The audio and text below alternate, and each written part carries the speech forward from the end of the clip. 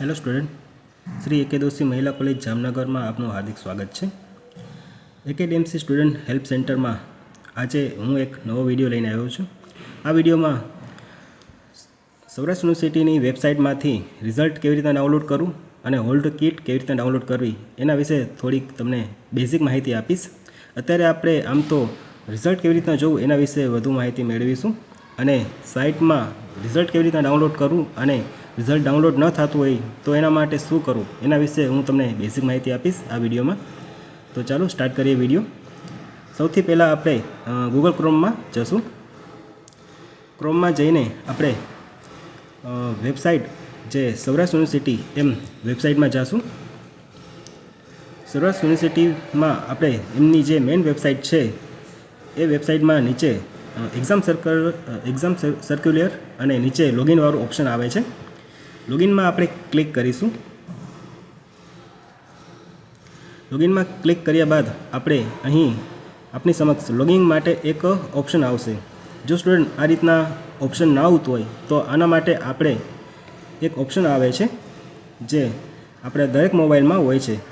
સૌથી પહેલાં આપણે જે વેબ બ્રાઉઝર જે આપણે વેબ સર્ચ કરવાનું હોય છે ત્યાં અહીં 3 ડોટ્સ તમને બતાતા હશે. તે 3 ડોટ્સમાં ક્લિક કરીને અહીં નીચે ડેસ્કટોપ સાઇટ એમ લખેલું આવે છે, એમાં ટિક માર્ક કરેલું હોવું જોઈએ.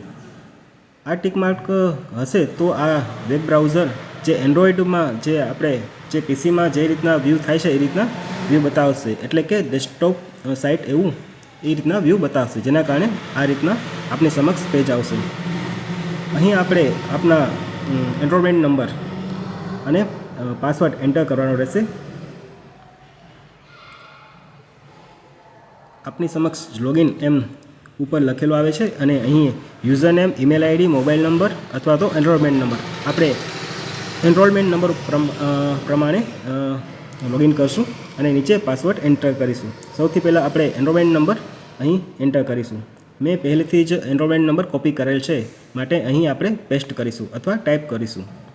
અહીં આપણે પાસવર્ડ એન્ટર કરીશું. પાસવર્ડ આપણે જે રીતના તમે બનાવેલો હશે એ રીતના તમારો પાસવર્ડ તમારે એન્ટર કરવાનો રહેશે.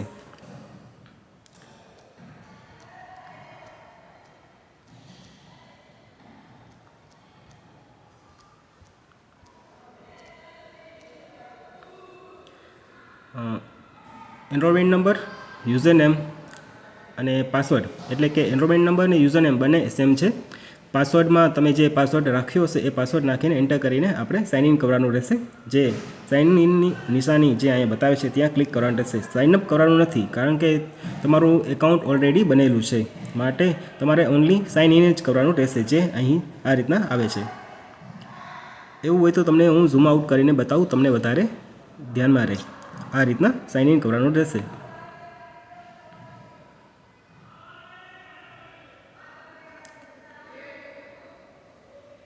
અત્યારે વેબસાઇટ સ્લો હોવાના કારણે થોડી વાર લાગે છે.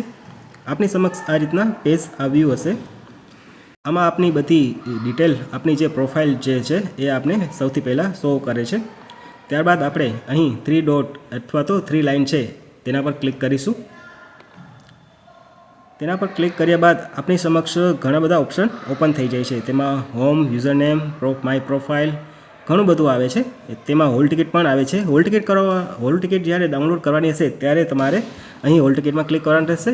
અને અત્યારે આપણે રિઝલ્ટ વિશે જાણવાનું છે, માટે અહીં આપણે રિઝલ્ટ ઉપર ક્લિક કરીશું. રિઝલ્ટ ઉપર ક્લિક કર્યા બાદ અહીં આપની સમક્ષ આ રીતના વેબ પેજ આવશે, જેમાં આપણા અલગ અલગ જે રિઝલ્ટ છે તે શો કરશે અથવા તો બતાવશે.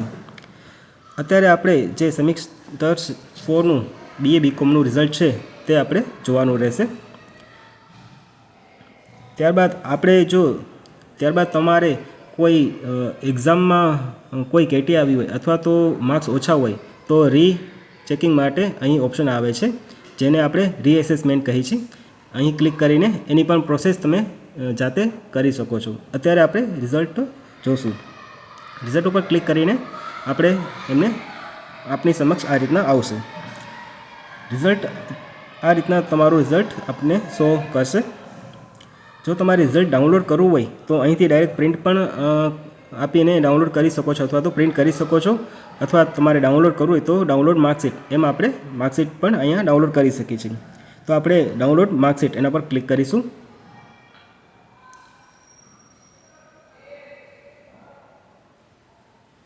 આપની સમક્ષ આ રીતના એક ડાઉનલોડ પેજ આવશે. તેમાં આપણે ડાઉનલોડનું ઓપ્શન આવે છે, એ ડાઉનલોડમાં ક્લિક કરીશું. રિઝલ્ટ ડાઉનલોડ થઈ ગયા બાદ ઉપર જે નોટિફિકેશન બાર છે એમાં શો કરશે. તેના પર ક્લિક કરીને આપ તમારું રિઝલ્ટ જોઈ શકો છો. આ રીતના માર્કશીટ તમે જાતે ડાઉનલોડ કરી શકો છો. જો આ રીતના રિઝલ્ટ ડાઉનલોડ ન થાય તો તેના માટે આપણે 3 ડોટ જે જમણી સાઈડ ઉપર આવે છે તેના પર ક્લિક કરીને સેટિંગમાં જવાનું રહેશે. ત્યારબાદ જે સાઇટ સેટિંગ એવું એક ઓપ્શન આવે છે તેના પર ક્લિક કરવાનું રહેશે. ત્યારબાદ સૌથી નીચે એટલે કે જે આપની સમક્ષ પોપઅપ એવું ઓપ્શન આવે છે તેમાં અલાઉ કરવાનું રહેશે. જો અલાઉ ન હોય અથવા તો ઓપ્શન બંધ હોય તો એ ચાલુ કરવાનું રહેશે. આ રીતના ઓપ્શન ચાલુ કર્યા બાદ ફરીથી તમે વેબસાઇટમાં જઈને સૌરાષ્ટ્ર યુનિવર્સિટી વેબસાઇટમાં જઈ આપ પાછા રિઝલ્ટ ડાઉનલોડ કરી શકો છો.